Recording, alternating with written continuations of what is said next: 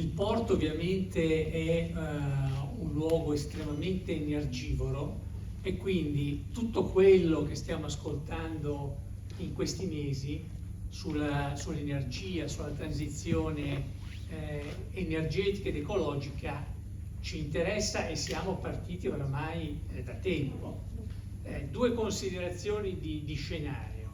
Rispetto al fabbisogno energetico complessivo di un paese come l'Italia, meno del 30% è energia elettrica, più del 50% è oil, un restante 35% è gas.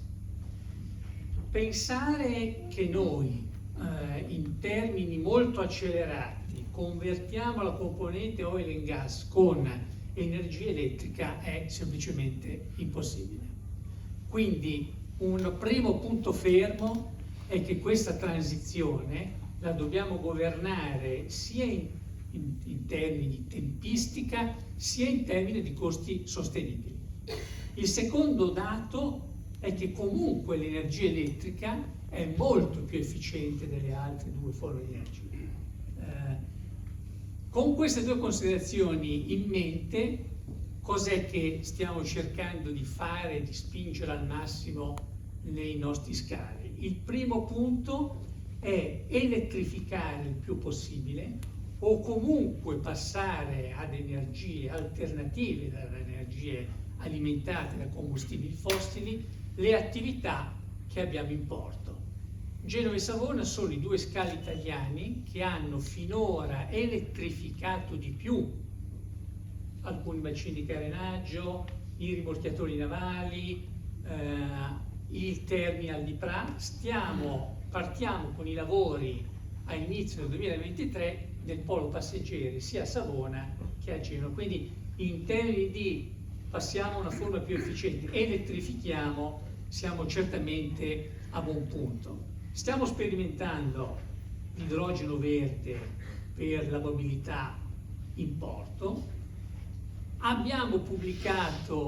Pubblichiamo il 6 ottobre l'istanza per un deposito di GNL a Vado. Il GNL è un combustibile sempre di origine fossile, ma certamente meno inquinante. E l'ultima notizia, last but not least, che abbiamo detto, energia elettrica è comunque più efficiente, ma finché alimentata da combustibili fossili, ovviamente il problema non è risolto alla radice.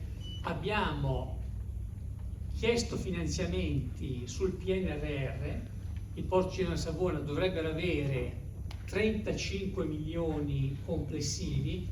Al momento l'istruttore del Ministero della Transizione Ecologica è alla Commissione Europea per il problema degli aiuti di Stato e su questo andrebbe aperto un piccolo approfondimento.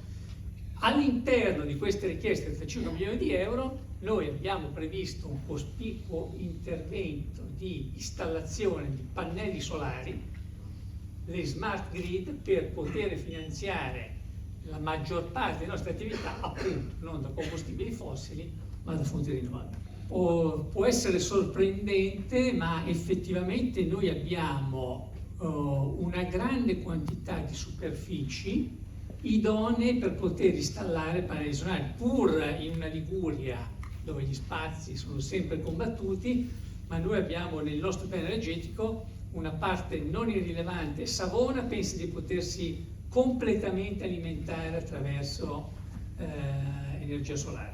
Tutta l'attività portuale alimentata dalle attività a Savona.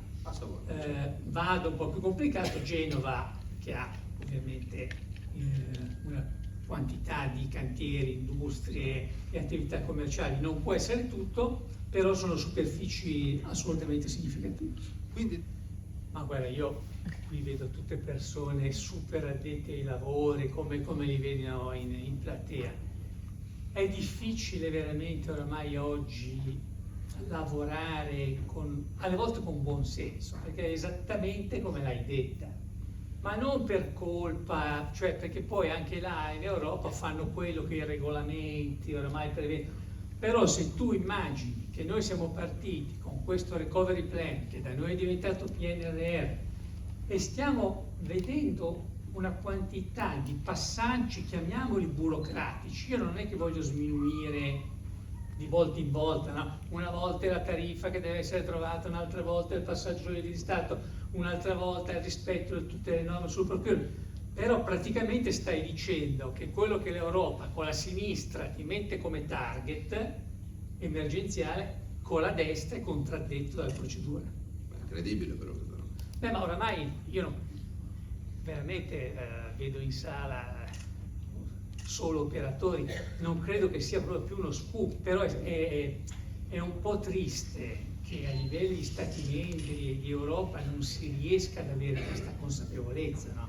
Cioè non è colpa di nessuno, però se ti accorgi che stai dando un target di spesa, no, questo scherzetto noi vuol dire che il bando del Ministero della Transizione Ecologica, che è del 2021, quindi in pieno rispetto, nella migliore delle ipotesi lo vedremo come finanziamenti che la VSP potrà dare ai primi mesi del 2023, che vuol dire che ti sei mangiato 1 anno e mezzo.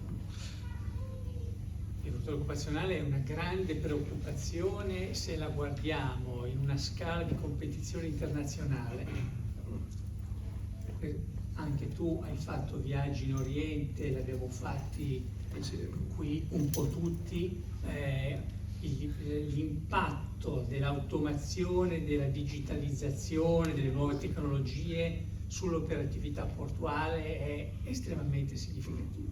Questo è un tema che in Europa, vedi, diciamo, contrariamente a quello che ho detto prima, secondo me stiamo gestendo con buon senso, a cominciare dai datori di lavoro che non spingono come potrebbero se fossero, no, massimalisti per avere efficienza, però certamente da quel lato noi cosa pensiamo? Che con la specializzazione riusciamo a compensare.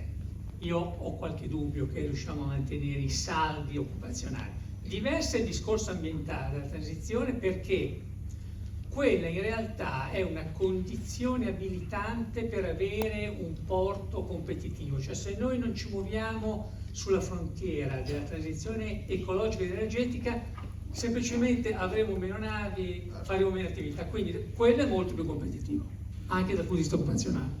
Beppe Costa